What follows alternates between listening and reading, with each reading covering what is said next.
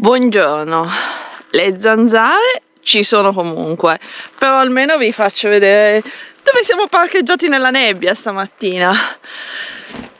E così, questa Dempster è nebbiosa, umida e infangata. Adesso procediamo, cerco di andare in macchina a ripararmi dalle zanzare.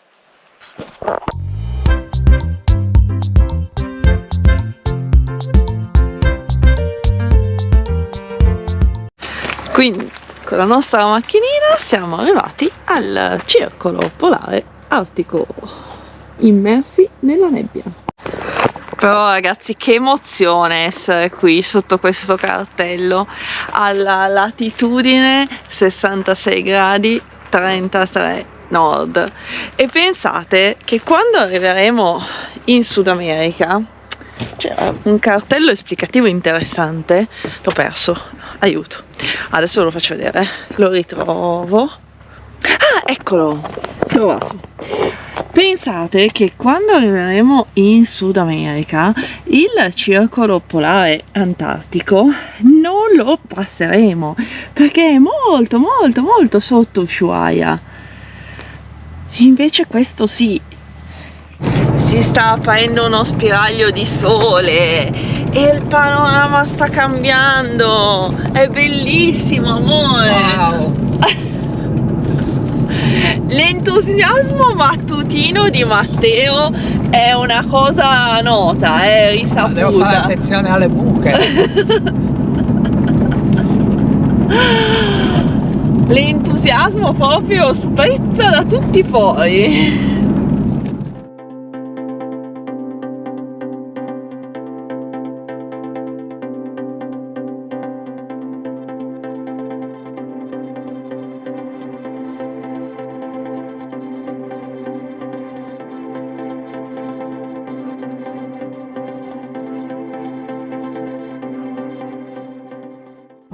C'è una discesa pazzesca, Shipper Creek, ma abbiamo capito che vicino ai fiumi non bisogna fermarsi perché le zanzare sono tantissime, ancora di più.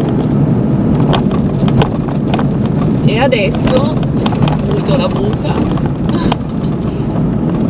c'è una salita altrettanto pazzesca.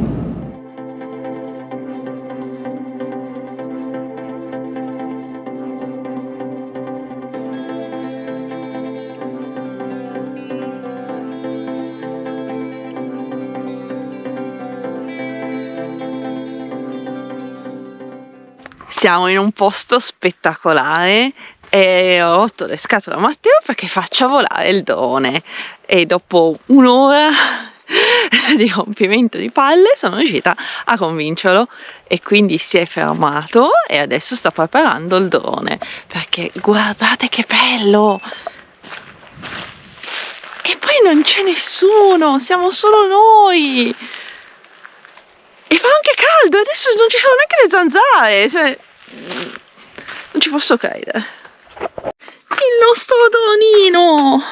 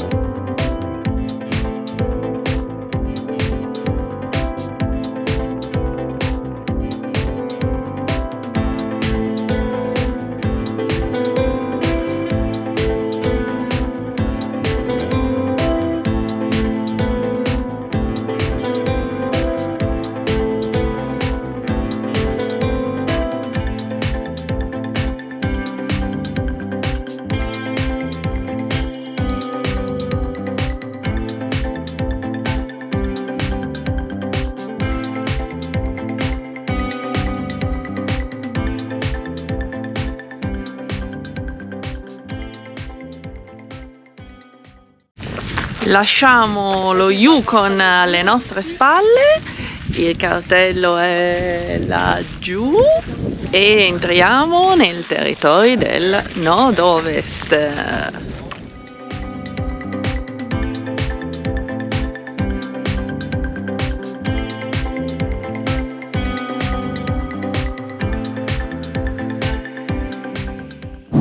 Ma quante emozioni stamattina! Abbiamo passato il circolo polare artico e adesso abbiamo di nuovo lasciato lo Yukon per entrare nei territori del nord-ovest e a breve prenderemo il traghettino, quello per passare il fiume per arrivare a Fort McPherson. Wow. Tantissime cose stamattina e poi c'è il sole, che è la cosa più importante, no? Male, tutta un'altra visione del paesaggio. Là c'è anche un po' di nebbia, si vede ancora. Bello, bello, bello. Dempster Highway giorno 2 promossa. Ci sono degli scorci talmente belli che io continuo a registrare, poi magari non rendono così tanto come visti dal vivo, ma sono stupendi, ci ricordano tantissimo la nostra cara Islanda, l'entroterra.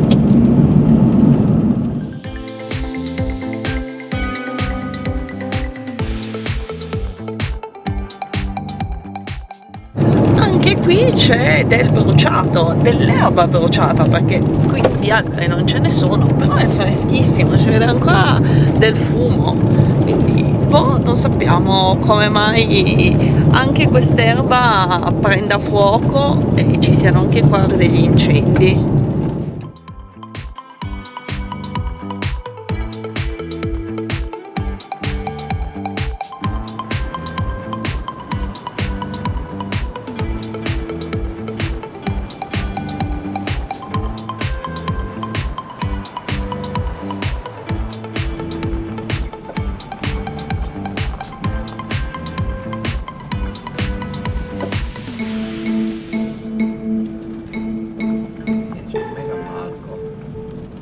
Siamo arrivati in un posto stranissimo, ci sono tutte delle casupole, mezze abbandonate, mezze invece sembrano anche un po' più ben tenute, ci sono un paio di macchine parcheggiate, non c'è anima viva, non abbiamo visto una persona, c'è un palco grandissimo come se fosse un evento. Cosa? C'è un quad, una bici, delle bici e non abbiamo capito esattamente che cosa sia questo posto. Adesso ci documenteremo. Biglietterie.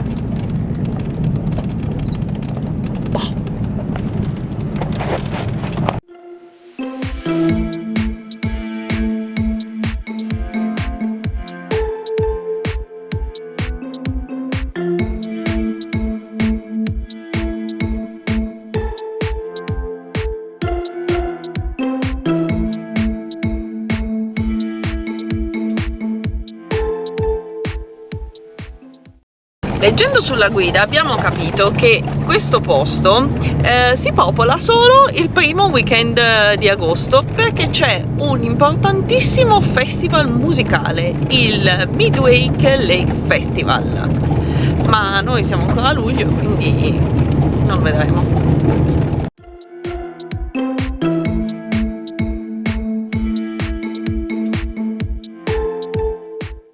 E adesso primo traghetto.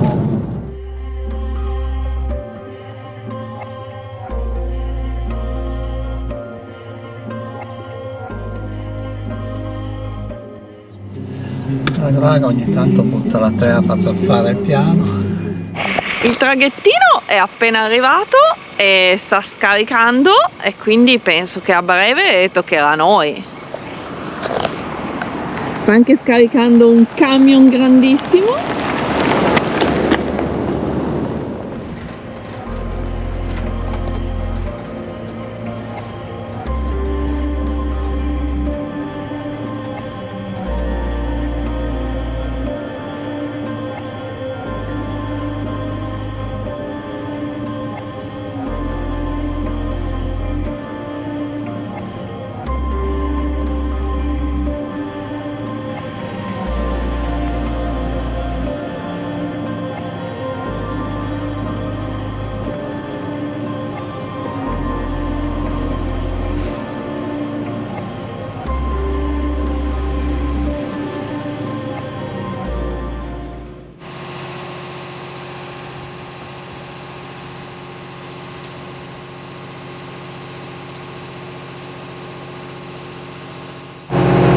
ragazzi, non abbiamo fatto in tempo a salire che il traghettino sta partendo.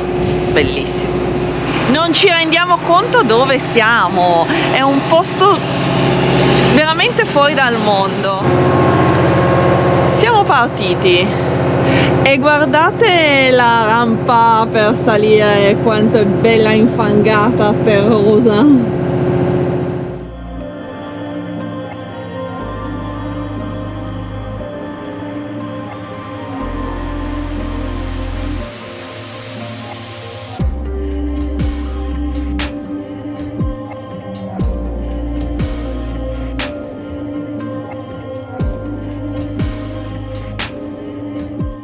Siamo arrivati a Fort McPherson.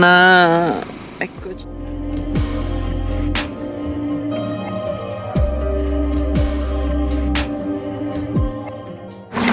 Adesso cerchiamo di andare a prendere un caffè, non so se lo troviamo, qui in questa città di quasi 1000 abitanti, Fort McPherson. Mi chiedo come si faccia a vivere qua, onestamente. Questo è proprio uno dei miei pensieri costanti percorrendo questa strada.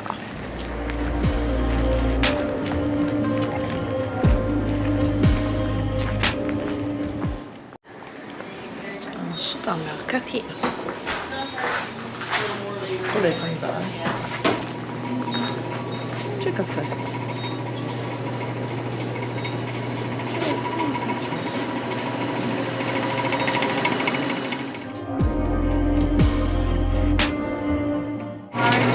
Al supermercato vendono anche un quad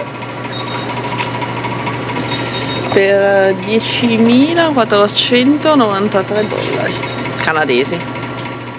C'è un po' di tutto in questo supermercato, però Matteo non lo perdo perché è piccolo il supermercato, non può scappare. Lo trovo subito. Sì. Pensate che c'è anche il Coleman, cioè il fornello a benzina più famoso d'America, e costa solo $359, che non è tantissimo. Qui il diesel costa 2,2, quindi ancora di più di quanto l'abbiamo pagato ieri. Quindi, dato che ci basterà, noi proseguiremo fino a Inuvik e vedremo il prezzo lassù. Magari sarà peggio.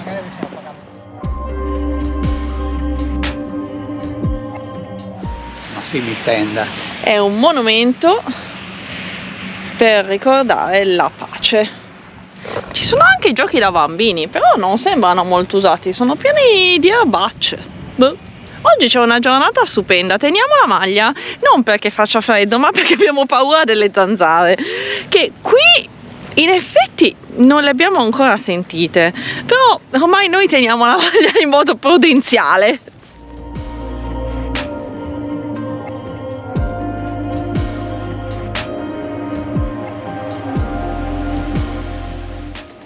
Yes, it's open.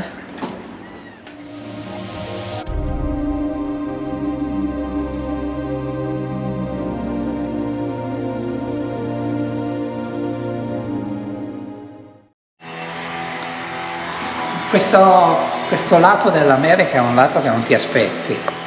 L'America te l'aspetti grande, te l'aspetti super moderna, ricca. Invece arrivi qua in questi posti e ti ritrovi sperduto in questi posti semplici, ritornando indietro di 50 anni.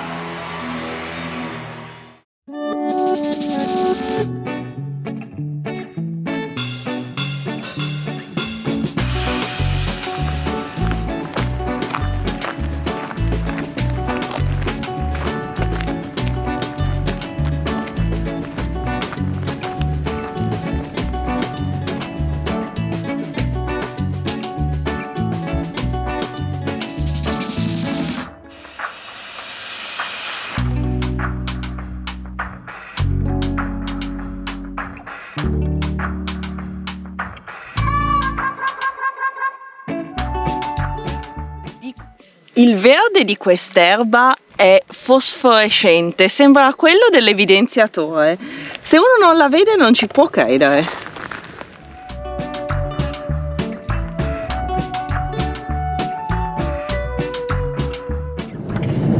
Stiamo arrivando al secondo traghetto.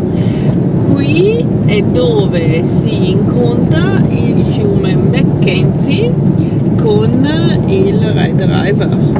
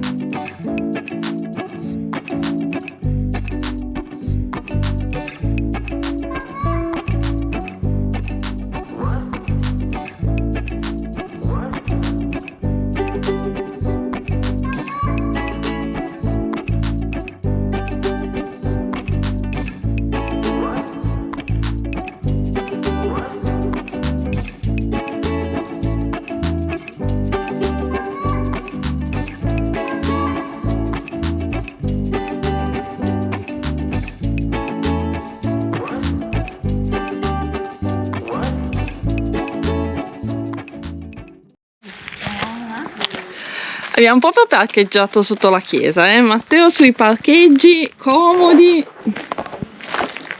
Vai in chiesa. Però guardate che spettacolo di posto. Shidat Chin. Me l'ha detto un attimo fa la signora, ma come si pronuncia io non me lo ricordo già più.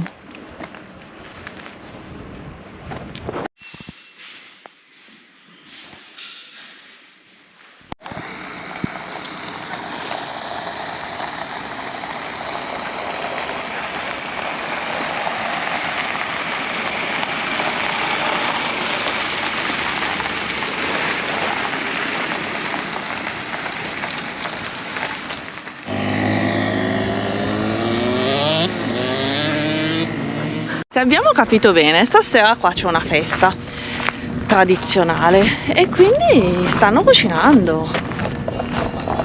Oh. Ragazzi, ma qui fanno sul serio e mangiano. Ci hanno anche invitati a cena, quindi più gentili di così. E questa è una palestra, struttura sportiva dove fanno questa festa che non abbiamo capito cosa sia. Però si mangia, si balla, ci ha detto la signora. Wow. What is? This is fish fins. Ma siamo proprio sicuri di andarcene? Qua si mangia alle 5, sono le 4:15.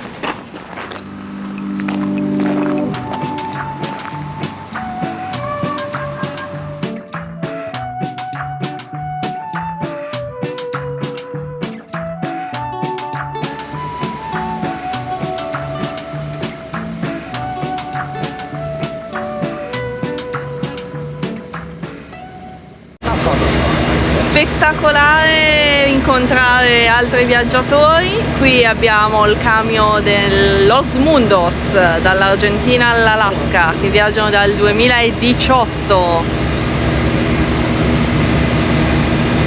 Questa non l'avevamo ancora vista, è la targa dei territori del nord-ovest fatta a forma di orso.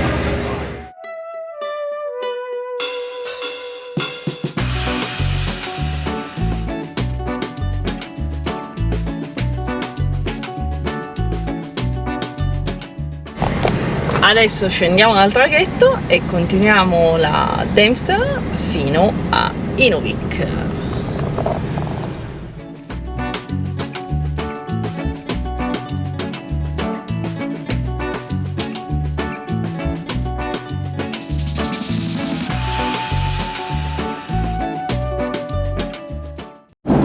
Siamo alle porte di Inuvik e la strada dall'aeroporto della città fino in centro è asfaltata, per la gioia di Matteo che guida.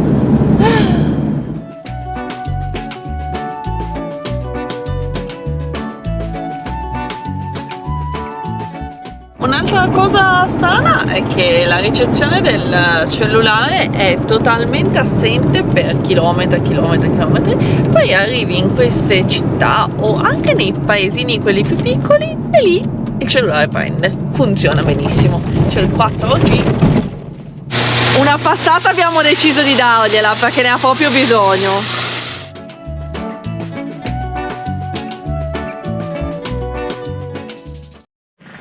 Sono le 10 passate di sera e qui c'è il sole e quindi il nostro pannellino carica. Siamo in un posto stupendo alla periferia di Inuvik con questa vista lago, fiume, non lo so. Sono come sempre le 10 passate di sera e c'è sole perché qui adesso c'è il sole 24 ore su 24 per tutto il mese di luglio e anche per un pezzettino di agosto. In compenso, questi poveretti a dicembre e a gennaio hanno 30 giorni di buio totale. È impressionante il sole di mezzanotte, non riusciamo a dormire anche se siamo cotti, perché il sole è ancora altissimo. Vedete qua le zanzare, ragazzi, le zanzare sono un costante problema, però pazienza, buonanotte, ci proviamo.